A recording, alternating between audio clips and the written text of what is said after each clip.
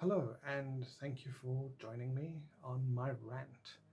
This was originally planned to be a more structured essay with my slides and stuff, but the problem with the subject matter at hand and the problem with something as dear to me as D&D is that when D&D gets overshadowed by a lot of the sort of nonsense that it gets surrounded with, particularly when capitalism is involved, is that it really does drain the life and soul out of me. When the original OGL scandal hit, I didn't have the energy or the words to attach why I wanted to distance myself from WotC and Hasbro.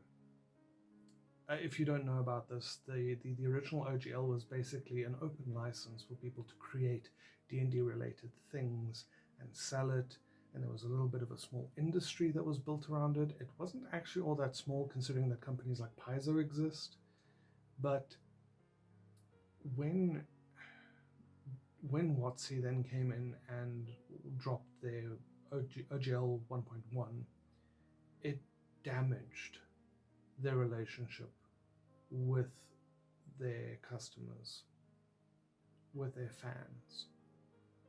And what that did was it showed us that they don't care about their product.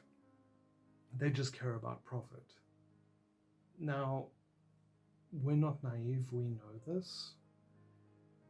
But at the same time, WotC has been doing more and more unhinged things, particularly with the Dan Cannon, the Magic the Gathering card situation where they sent the Pinkertons after Dan Cannon to harass him, accusing Dan Cannon of stealing when it was WotC who screwed up. If you don't know the story, look it up. Magic the Gathering and Pinkertons. Google it. It'll be there. After that, it was the artificial intelligence thing. Now, I have a lot of opinions about artificial intelligence, but I need you to understand that I have worked as a graphic designer, I've worked as a digital artist, I've worked as a photographer, and I have had my art stolen. And it's sucky, and it really hurts. Having your work stolen is a very cynical thing to happen to you. And what AI is doing is it's creating this lovely little, oh, we used a program to create art. We didn't steal the art. The program stole art on our behalf, because how these iterative programs work is they basically snatch pieces of art from other people and mosaic them together in I'm going to call it a lattice, but it's far more complicated than that. If you've ever used the stamp or clone tool in Photoshop, you'll know what I'm talking about. But that is functionally how these iterative art programs work. They steal other people's art on behalf of another company, on behalf of another company, on behalf of another company, and suddenly you've got artists saying, hey, I drew that piece of art that is now being incorporated in artificial intelligent created artworks. And in my mind, that is as bad as stealing. Whether or not you can call it art, I don't really care. It's stolen. That's the problem. Is it art? Sure, whatever, knock yourself out. But the problem is that while artificial intelligence functions by stealing art from other people, I know I'm like a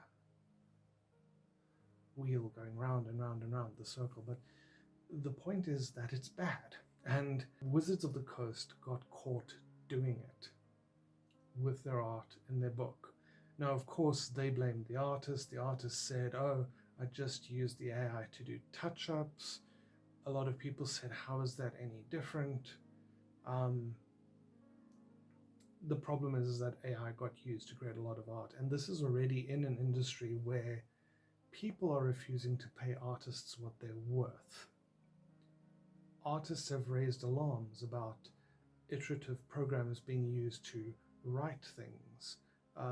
If you've been following the Hollywood strikes, this is one of the major concerns in where digital scans of actors are being used instead of actors.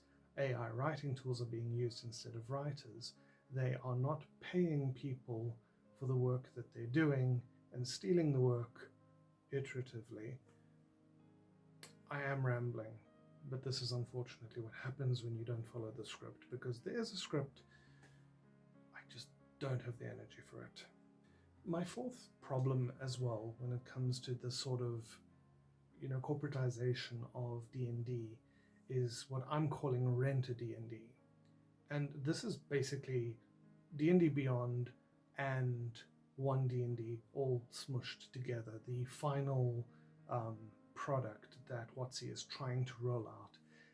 Now, if you've seen people being disgusted by, signing up for Netflix, and suddenly your show gets pulled off of Netflix, you're wondering, well, what did you pay for? There have been alleges of this happening in the gaming world, although proof is sparse. I couldn't find proof of it happening in the gaming world where you buy a particular game and it would be taken out of your library. There have been allegations, but very little proof in that regard. But the problem is that as long as you own something digitally, you don't actually own it. They can take that away from you at any time. And with WotC's past behavior, particularly with the OGL scandal, they say, oh yeah, you own something in perpetuity, but perpetuity means nothing to this company. They do not care about you. They don't care about their staff. They don't care about the IP.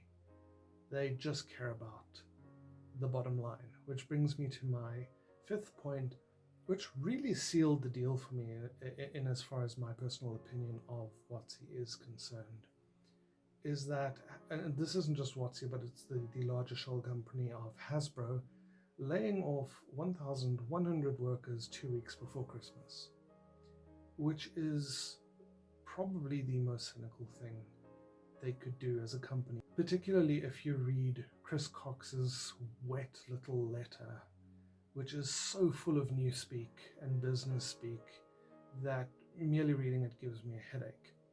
I absolutely loathe nonsense business speak. I absolutely hate that language. It absolutely robs the humanity out of anything. What do they call it? It was actually, I'm actually going to go to my script here and actually scroll down to it, because it was particularly insulting, where they were like, oh, they didn't fire the people, it was headcount reductions. Headcount reductions. If anything, that little term, no. 2 weeks before Christmas as well. Again, this is a rant, but I wanted it to be a little bit more organic than the script. This is the reason why I do not want to give money to Hasbro or WotC. It's the reason why I don't want to be signed up with D&D Beyond, whether I pay for it or not. I do not want to be in collaboration with this company, tacitly or actively. And I say this as a person who has played D&D my whole life. I'm saying this as a person who owns entirely too many of their books. I say this as a person who, well, it's not their dice, I own entirely far too many dice. It's very difficult, and talking about this sort of thing absolutely drains the living soul out of me, because D&D means a lot to me. It means a lot to me and my friends. D&D helped me get through so many dark times. It helped me with depression. D&D saved me when I was experiencing familial abuse as a child. D&D helped me get through COVID lockdown. I'm not overstating it when I say that I wouldn't be here if it wasn't for D&D. But I cannot in good conscience give the money that produces D&D content money when they then turn around and treat artists and writers and the entire production process with so much cynicism. I can't think of a better word for it. Maybe you can think of a better word for it's contempt, how they treat the entire industry and their own fans. They are a $6.9 billion company, laying off so many people before Christmas because they can't sell enough toys. They make remarkable profits, and they are actively harming the gaming sphere. And I don't see myself participating in that. I have no idea how to end this video, but I will say take care of one another, love one another, and free Palestine.